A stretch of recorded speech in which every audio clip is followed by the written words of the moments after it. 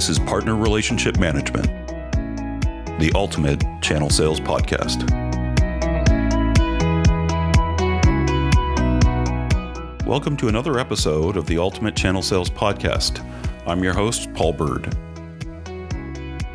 In today's episode, we have some familiar faces making a reappearance on the show. Sarabyn and Asher Mathew. A few months ago, Kelly and Asher brought to us the insightful report, The State of Partner Ops and Programs. This time, their efforts continue to shine as they unveiled their latest report. This report promises to shed light on the power of partner-led growth strategies, showcasing real-world success stories, and a lot of interesting partnership insights from sales and marketing leaders, and tips to drive business through partnerships. Stay tuned to hear some valuable insights from this dynamic duo. So for those who aren't familiar with our guests, Kelly Sarabyn is a platform ecosystem advocate at HubSpot, and Asher Mathew is a co-founder and the CEO of the Partnership Leaders community. They're both here to talk to us about the key insights from the State of Partner-Led Growth report. Welcome back, guys. It's great to have you here. Thank you for having us. Super excited to dive into these conversations. Fantastic. So let's start with the basics. Tell us what motivated you guys to put this report together. Whose idea was it, and what did you hope to accomplish with it? I think the origins go back a while, but I remember I was talking to Chris Samila about it, who is the other co-founder of Partnership Leaders. And really what prompted it is the partnerships community can sometimes be an echo chamber, right? Even though we're such a cross-functional discipline and really need to have the buy-in of other executives, but a lot of the conversations become kind of insular and people are incredibly bullish on partnerships, which is great. But what we wanted to do is really take a step outside of that conversation and ask marketing and sales leaders who are looking at the big picture. They may often, CROs often run partner teams, but they're also running the sales team, potentially CS, and they're really looking at it differently. So we wanted to do a survey that was drawing out that perspective and trying to understand what their view today is of partnerships, instead of just hearing what heads of partnerships think about partnerships. This was Kelly's idea, and then she made it our idea. So how and why did you choose the key players that were involved in putting the report together? So we reached out to Pavilion, which, Partnership Leaders has a relationship with them. They have 10,000 paid members, essentially, of marketing and sales leaders in the space. That's kind of how they've evolved as a community. So we knew that they would have access to the type of people that we're trying to survey and be able to engage them to get their take. And so that's really why we reached out to Pavilion to partner on this report. And then, of course, for the contributors, we wanted to reach out to people who, again, were providing the outside of partnerships perspective. So we reached out to CMOs, chief sales officers, CROs, and then we got people from the Boston Consulting Group. We got people from top VCs, because investors obviously are looking across the market and really seeing the big picture. And we wanted to have that represented as well. Perfect. So, Kelly, maybe you can outline a couple of your favorite standout insights from the report, sort of a high-level overview. Yeah, so I think what was really interesting, and this wasn't even our intention, but what happened is the people who took the survey, there was really two distinct buckets. Now, there were more people who took it who just have what I would call pure marketing and sales roles, like they're the VP of marketing, the CMO, the CRO. But there was a subset of people who, rightfully consider themselves either marketing or sales leader, because say you're a VP of channel sales, right? You are very much in partnerships, but you're also a sales leader. Same thing with, say, a VP of partner marketing, right? You're in the marketing org, you're a VP, but at the same time, you're really focused on partnerships. So what we did is we segmented out those results afterwards to take a look at those two different groups and see what the differing perception is. And what was really cool to see is that marketing and sales leaders who don't specialize in partnerships were very bullish on partners. I think the way I look at it, we asked, is this channel growing in significance? And a third of them said it was significantly growing. And then the next most common answer was slightly growing. Almost no one said it was staying the same. And when you look at the people who specialize in partnership, they were sort of 1 degree over. So probably double that, thought that it was significantly growing. So I think that kind of dovetailed with why we did the survey, which is there is somewhat of a perception gap between people who specialize in partnerships and the other executives. And that definitely came across all the answers. I think the other super interesting finding was that other than professional networks and customer referrals, sales and marketing leaders, regardless of whether they specialize or not, thought partners were sort of the best source of impact and influence across the entire deal cycle, right? So even before you're talking, people thought, professional networks, which kind of aligns with the community-led growth mentality SaaS companies have right now, and then trusted vendors, partners, people they have relationships with, those are the people influencing the sale. So I think that was a really powerful and interesting result and something that partner people can kind of lean into. Perfect. How about you, Asher? What do you think? Would you agree, or do you have anything else you can add to that? I had a couple of different takeaways. One was, the conversation around partnership people trying to access budget. So you remember last time we came on the show, and even all through Q4 when planning was taking place, there was big concern in the entire partner community around how do we access budget? Why are the leaders not able to get budget and all those things? And so the opening stat of the report is about over 42% of marketing and sales leaders say that they would give between 10 to 25% of their budget to partnerships. So now that we have that in a report coming from sales and marketing leaders, we at least have an idea of what a North Star for asking for looks like, right? And the next part is, I would say, where we take this data and put it into action is say, well, how do we go now ask for that 10 to 25%? But more importantly, what do we do with it, right? That's one big piece.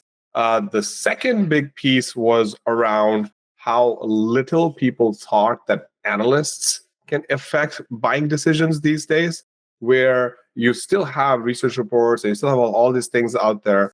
But I really thought that the analyst report or the analyst influence would be much, much, much larger than this report tells us. And so those two things were very surprising for me. But definitely the fact that sales and marketing leaders are willing to give 10 to 25% of their budget to partner leaders, I think is a really good benchmark to start the conversation with now. Interesting. So let's get into some of the survey results. Now, you guys interviewed revenue leaders who were primarily focused on partnerships, as well as revenue leaders that were not focused on partnerships.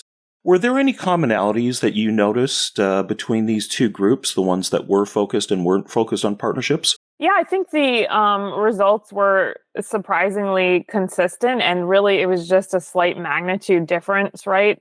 So I think if you look at almost all of the answers on the survey, then people who aren't in partnerships are still very bullish on the value, but they might say, for example, one of the questions was prior to talking to a sales team, so early in the customer journey, what has the biggest impact on the purchase decision? And, for sales leaders in partnerships, it is more likely to be the partners. And then they put in second professional networks. For people outside of it, it's flipped, right? But there's still 1 and 2. And as Asher said, they were asked to compare that to social media, review sites, industry analysts, content and events, blogs, articles, and podcasts. So they're asked about all the channels that, could potentially influence a buyer before they start talking to your company. Which, as we know, more and more of the purchase decision has gone before sales. Sales often only has 5% of the whole purchase decision. And so I think that was really interesting that I would say the answers were very consistent. It would just be one order of magnitude more that partner people think partnerships are driving the decisions. Interesting. So of the revenue leaders that were not focused on partnerships, why do you think their organizations just don't have a partnership mentality or partnership focus? So I think the survey said that they intellectually actually do have a partner focus because they do think it's really often either the most important thing or the second most important thing. Because another example is what referral source is going to be the most likely to bring the most value to your organization. And that would be, we asked about, marketing lead, a sales lead, a BDR, a partner lead, a customer lead. And other than customer lead, they agreed that partner lead was the most valuable lead. But why they actually don't execute it, I think, is a bigger shift and a bigger problem, right? I think it's a lack of knowledge. There's a lot of operational problems that came out in the last survey that we did. But also, I think a lack of education and the sort of transformation of how partnerships have worked the last 5 or 10 years. There's like a lag. Like, for example, one of the contributors to the report was John Miller, who's the CMO of Demandbase. And Asher asked him, like, what would it take for you to invest more in partnerships? And he essentially said it would have to dominate the narrative in the marketing world in the same way that like product-led growth had started to dominate a narrative. So I think part of it is an exercise in storytelling that hasn't been successful yet, from partnership people to the conversations that CROs and CMOs are having amongst themselves. Mm-hmm. So I think there's an awareness. It just haven't gone to the next level of this is the playbook, right? Mm-hmm. Because to be a playbook, you have to have that buy-in and really that part of the conversation, but some way to execute, right? If you don't have what Asher calls rigor behind it, then it's not going to work because people are interested. It's the same thing. They're open to giving the budget, right? But if the partnership leader doesn't come with a very coherent, rigorous case as to how they're going to use it and how that's going to drive ROI, then it just remains a thought that they're open to. Now, it also says in the report that marketing and sales leaders believe that partner leads are more valuable than average leads, and that partner-attached deals are more likely to close, and partners have a strong impact before and after a prospect starts speaking to sales. While there is absolutely no doubt that partners can help on the process, I think it would be interesting to know more about the profiles of these companies that express this kind of sentiment. In terms of the survey, like who took the survey? Yeah, the ones that were really focused on believing that the partner leads were more valuable than average leads. Yeah, we didn't look into like breaking down the answers by technographic. I will say that 67% of the people who responded worked at a SaaS or a tech company. So these answers are more reflective of people in tech than it is, say, in people in the services industry.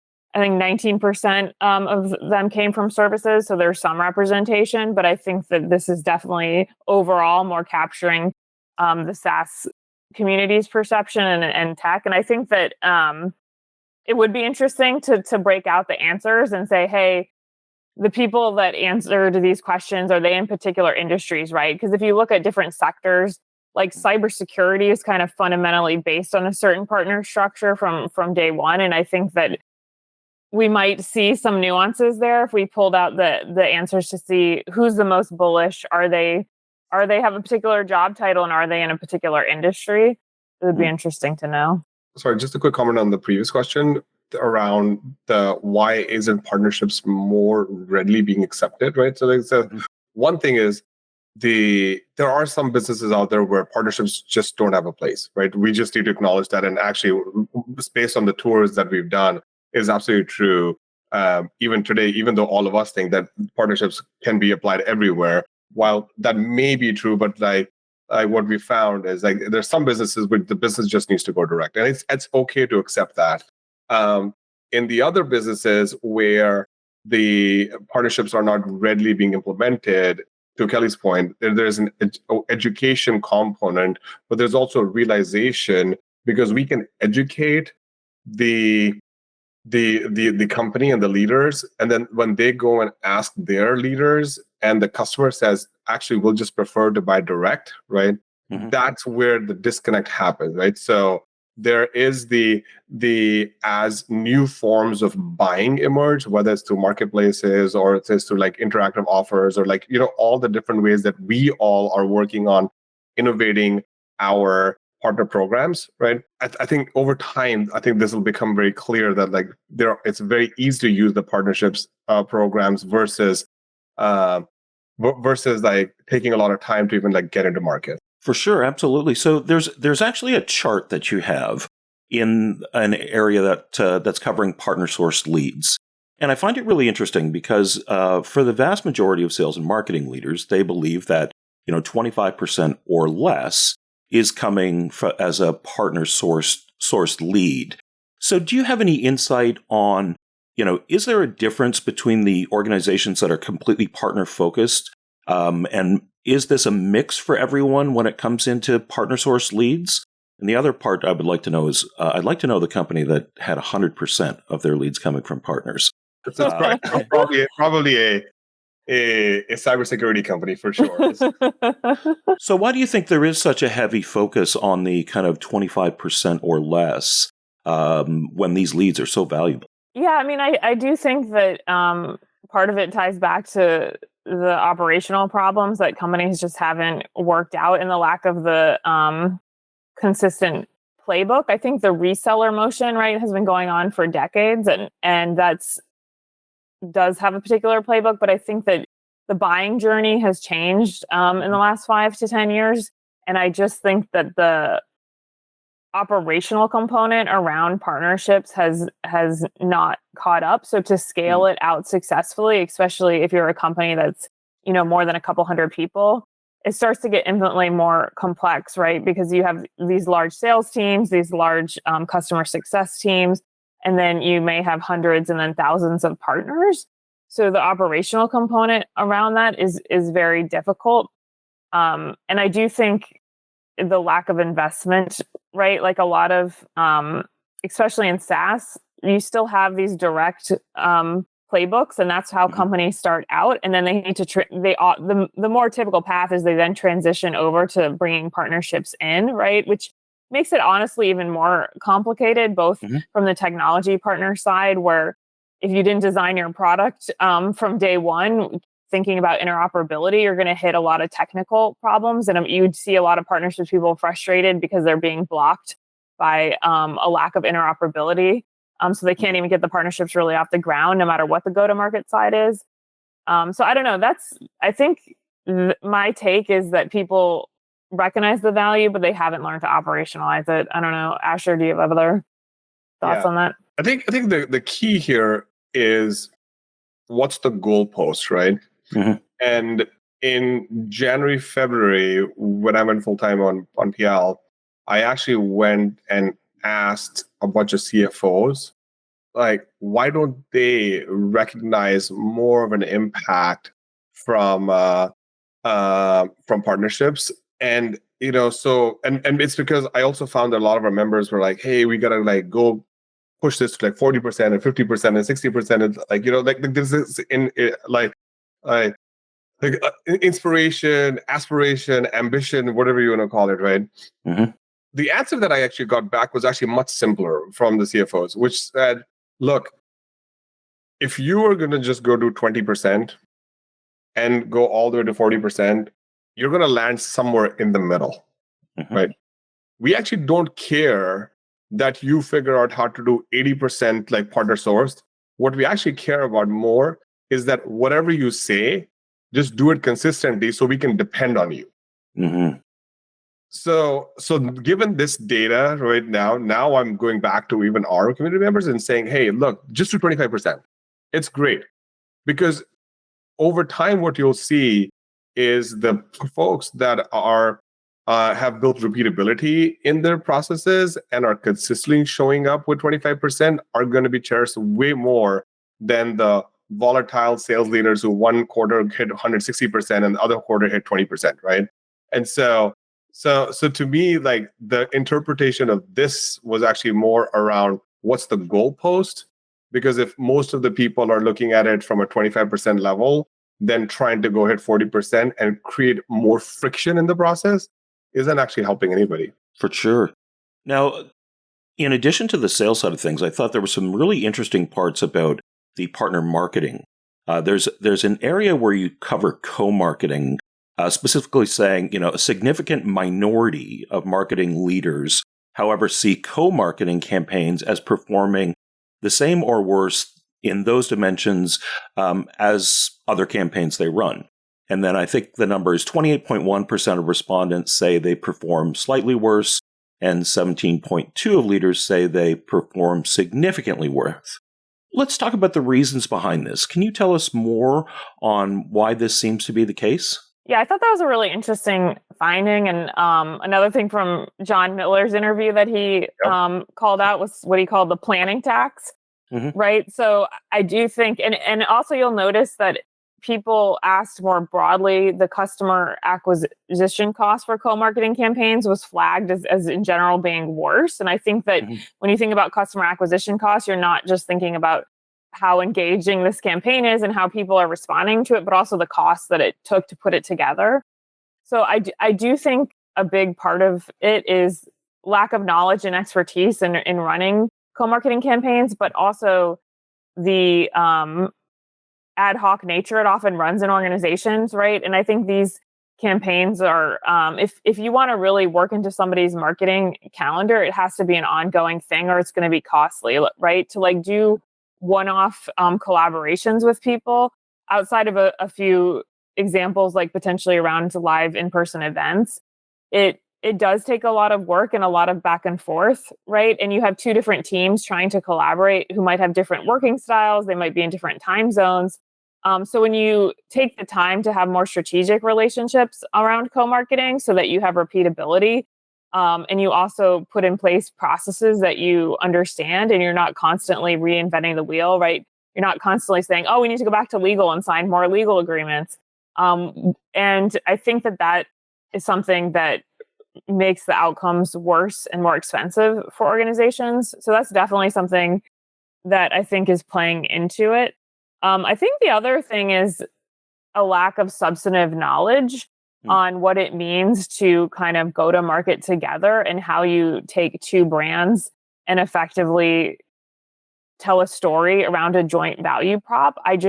I'm a marketer, and that's just not something that's talked about a lot. You have all these clear disciplines. You have product marketing, you have demand generation, and you have field marketing, like these disciplines that teach marketers how to market. And it's really rarely talked about across the marketing field. If you join marketing associations, it's just not a big point of conversation or this established playbook. Like, how do you do this really well? How do you identify what makes a good co-marketing partner? And because a lot of times people will just look at a potential partner's reach, right? They'll be like, oh, that's a really well-known brand and they have a huge social media following, so let's team up. But that doesn't really work. Like that is one thing to consider, is what their reach is going to be. But there's other things to consider, like what joint story are you trying to tell? Like, how is it going to make sense to the customer to hear about these two products or this product and this service together? So I think the other thing that we should call out is when companies do decide to do partner marketing, they don't necessarily resource a partner marketer first. They just say who else is already on the team that maybe knows somewhat of it and just go do it, right? But they don't actually do that for a partner manager. Because if they are going to go down the partnership route, they are going to go find either a partner manager or a VP of partnerships, depending on like where they are in their cycle, right? And so I feel like the same thing now actually needs to happen on the partner marketing side, because the partner marketers already know how to take care of this planning tax, right? Because they've done it so many times, right?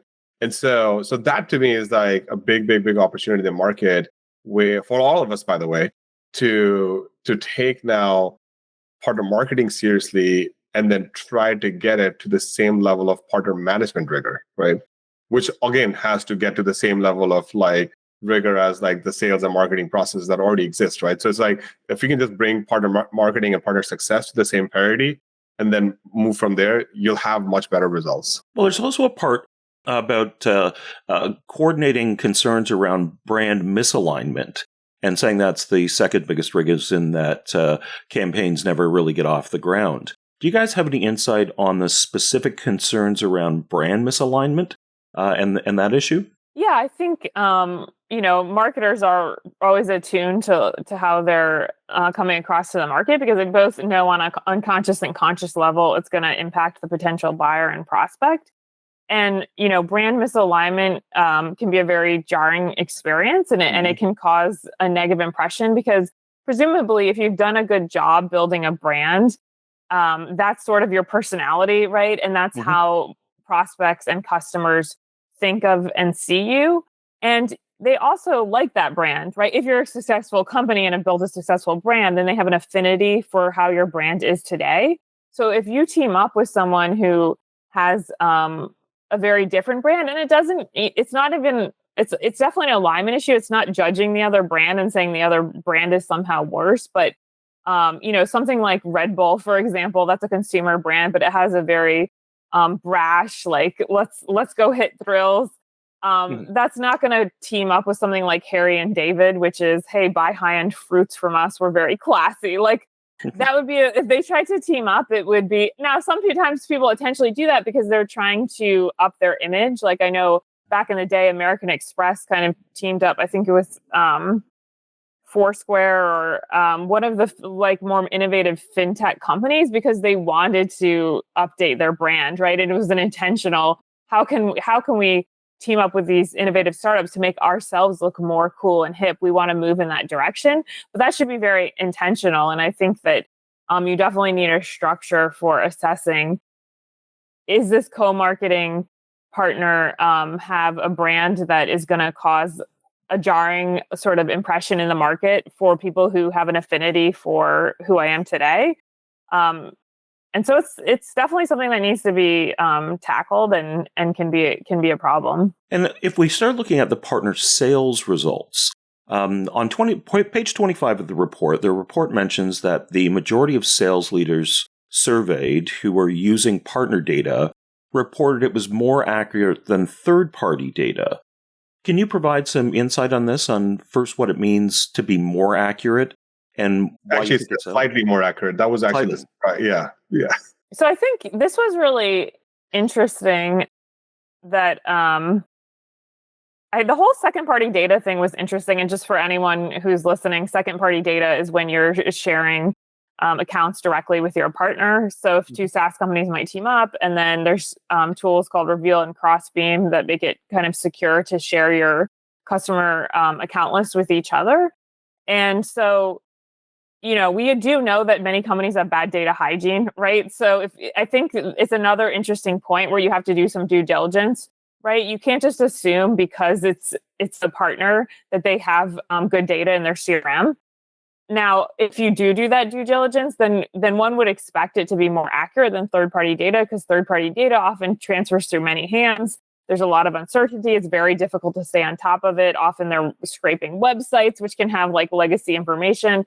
But the survey definitely said that a lot of organizations just aren't seeing much results from second-party data at this point. And partly it's an accuracy issue. Partly it might be they don't know how to deploy it. But this was a surprising finding to me that it still seems early days in the use of second-party data, and that it just hasn't really had that much of an impact for most organizations. And in some have had they've seen worse results with it. So super fascinating. I think it might be reflective. I will say like Reveal and Crossbeam are both new tools, very new to the market. And not a ton of businesses are using those even in a paid capacity, right? And if you're serious, if you're doing it at scale, you're going to be using it in a paid capacity. So I do think part of it is that this is just a newer motion to scale. And so practices around it are still being built. And I will say the tools themselves are being changed quite rapidly because of how new they are. Yes, absolutely. Asher, you're a data person, though, so I feel like you're actually the person to take this question.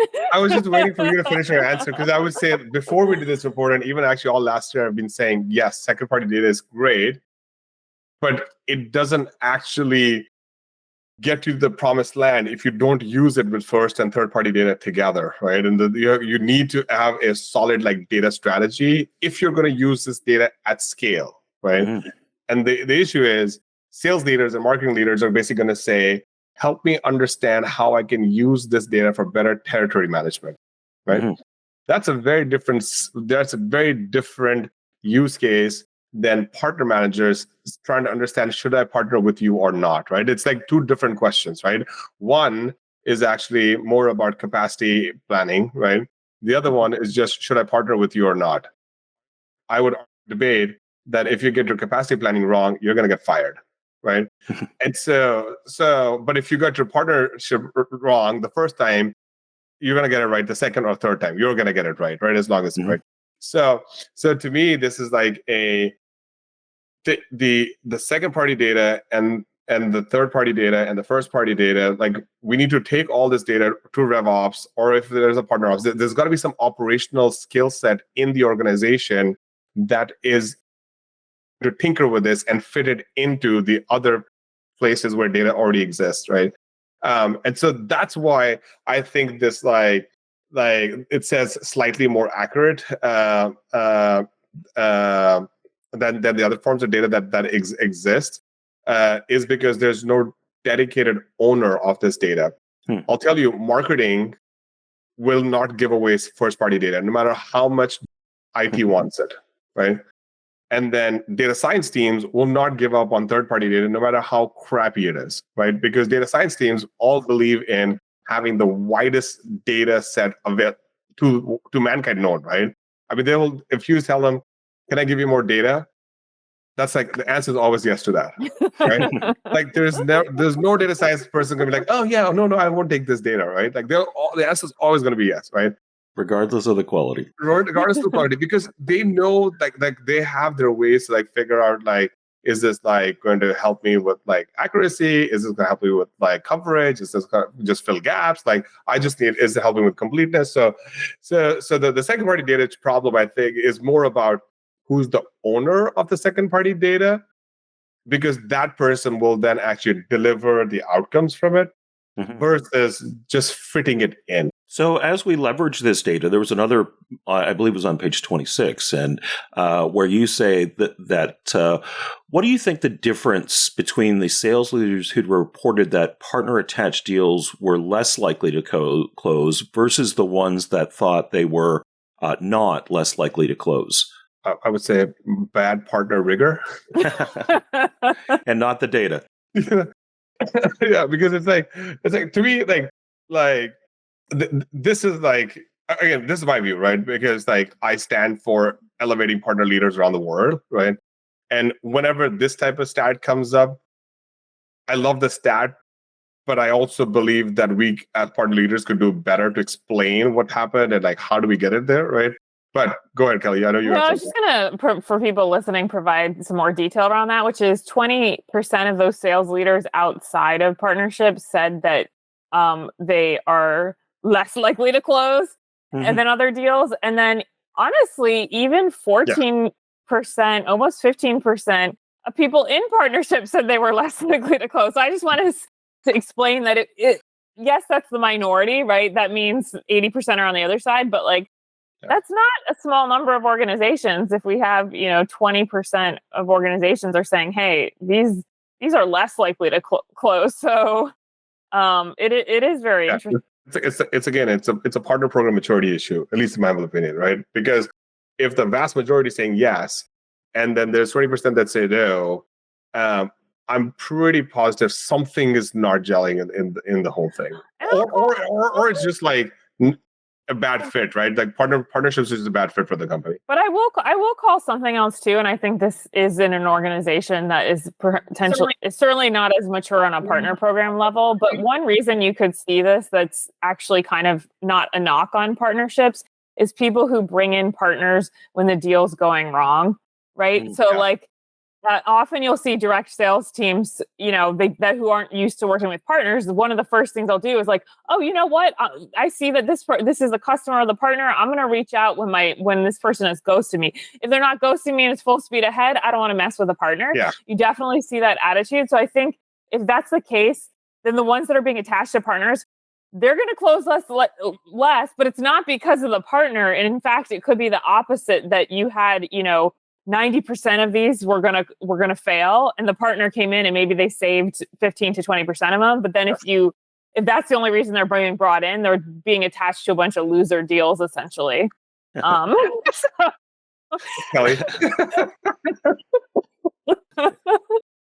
I'm just gonna be like, hey, HubSpot, you want to partner on these loser deals?